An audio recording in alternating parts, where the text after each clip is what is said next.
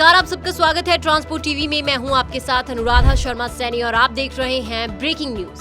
बस में चली जिंदगी, दोषी कौन? आरटीओ डीटीओ पर गिरी गाज, अब उठते हैं बड़े सवाल। जैसलमेर बस हादसे ने पूरे प्रदेश को झकझोर कर रख दिया है। आपको बता दें कि इस बस में 57 लोग सवार थे, जिनमें से 21 लोगों की मौत हो गई है और माना जा रहा है कि बस में एसी में शॉर्ट सर्किट होने की वजह से ये हादसा हुआ। बस का डोर भी लॉक हो चुका था, जिस वजह से लोग बस से बाहर निकल ही नहीं पाए और लोगों की जान चली गई। लेकिन इसके पीछे असल वजह क्या है? वजह है एक बार फिर नियमों की अनदेखी, अफसरों की लापरवाही और एक सिस्टम जो कागजों में ठीक था लेकिन जमीनी हकीकत में खतरनाक। अब सवाल उठ रहे हैं कि क्या आरटीओ डीटीओ सिर्फ कागज पर जांच कर रहे हैं? राजस्थान के जैसलमेर में हुए दिल दहला देने वाले इस बस हादसे के बाद पीएम नरेंद्र मोदी, राष्ट्रपति द्रौपदी मुर्मू और साथ ही साथ राज्य के मुख्यमंत्री भजनलाल शर्मा ने ट्वीट किया और दुख जाहिर किया। इस हादसे में राज्य के सीएम भजनलाल शर्मा ने मृतकों के लिए 10-10 लाख रुपए का ऐलान किया है। साथ ही साथ घायलों के लिए 2-2 लाख रुपए की सहायता राशि मुहैया करवाई है। मुख्यमंत्री भजनलाल शर्मा के निर्देश पर चित्तौड़गढ़ के डीटीओ सुरेंद्र सिंह गहलोत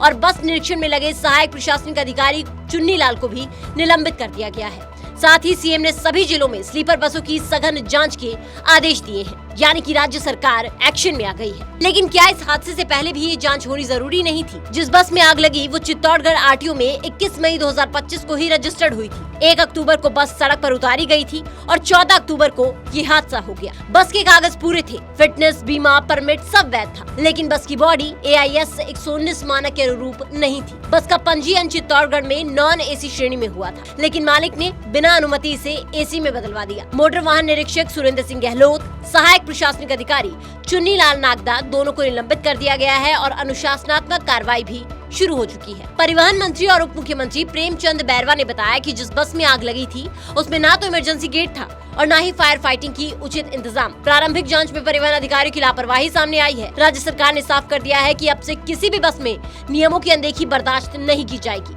और पूरे प्रदेश में सघन जांच अभियान लगातार जारी रहेगा। लेकिन सवाल है कि फिर आरटीओ ने कैसे फिटनेस पास किया? क्या जमीनी निरीक्षण हुआ था या सिर्फ फॉर्मेलिटी? सिर्फ यही नहीं, हादसे वाली बस की बॉडी बनाने वाली कंपनी की भी जांच हो रही है। इस बस मालिक, ड्राइवर और कंडक्टर पर भी मामला दर्ज हो गया है। साथ ही साथ इन दोनों को गिरफ्तार भी कर लिया गया है। और सिर्फ जैसलमेर ही नहीं, जयपुर में भी एक स्कूल वाहन बिना वैध कागजों के चल रहा था। 2 परिवहन निरीक्षक अविनाश चौहान और मानवेंद्र डोई को भी निलंबित कर दिया गया है। यहाँ भी बस हादसे के बाद ही प्रशासन की नींद टूटी है। लेकिन क्या ये जरूरी है कि जब इतने बड़े हादसे हो जाएं, जब इतने लोगों की जान चली जाए, तभी प्रशासन की नींद टूटे? राज्य सरकार ने 10 दिन में सभी बसों की जांच पूरी करने के निर्देश दिए हैं। अब तक 11 बसें जब्त हो गई हैं, 18 का चालान हुआ है। जीरो टॉलरेंस नीति लागू हो चुकी है। वहीं परिवहन सचिव शुचि त्यागी का बयान सामने आया है। उनका कहना है कि जैसलमेर की दुखद घटना ने परिवहन व्यवस्था में गंभीर खामियों को उजागर किया है। सभी आरटीओ और डीटीओ के अवकाश रद्द कर दिए गए हैं। 10 दिन में प्रदेश की सभी निजी बसों की फिटनेस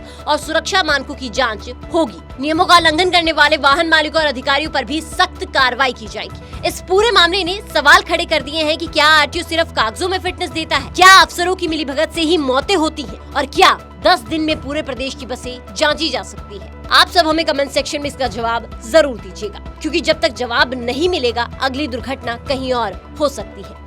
अब वक्त है जवाबदेही का, क्योंकि हादसे इत्तेफाक नहीं होते, तैयारियों की नाकामी होती है। लेकिन आपको क्या लगता है कि इस हादसे की असल वजह क्या थी? हमें कमेंट सेक्शन में जरूर बताइएगा। साथ ही ट्रांसपोर्ट टीवी देखने के लिए आपका बहुत बहुत शुक्रिया। ऐसी वीडियोस के लिए आप हमें फेसबुक और एक्स पर फॉलो कर सकते हैं। आज से कुछ साल पहले आरटीओ जो भी कहता था, जो भी मांगता था, उसे देना पड़ता था, क्योंकि ड्राइवरों को कुछ भी पता नहीं था। लेकिन ट्रांसपोर्ट टीवी देखने के बाद में हर ड्राइवर को जानकारी मिली है और वो गलत होने पर अपनी आवाज़ उठाते हैं, बोलते हैं। ये सब ट्रांसपोर्ट टीवी चैनल की वजह से हुआ है। ट्रांसपोर्ट टीवी चैनल पूरे देश में एक क्रांति की तरह है। मैं उसे बहुत बहुत धन्यवाद करता हूँ कि वो ड्राइवरों के लिए बोलते हैं, ड्राइवरों को बताते हैं उनके हक, वो कहाँ सही हैं और कहाँ गलत हैं। और मेरे दूसरे ड्राइवर भाइयों से भी अनुरोध है कि ज़्यादा से ज़्यादा वीडियो देखें, जिससे आपको जानकारी और लाभकारी मिलेगी। ट्रांसपोर्ट टीवी वेरी धन्यवाद।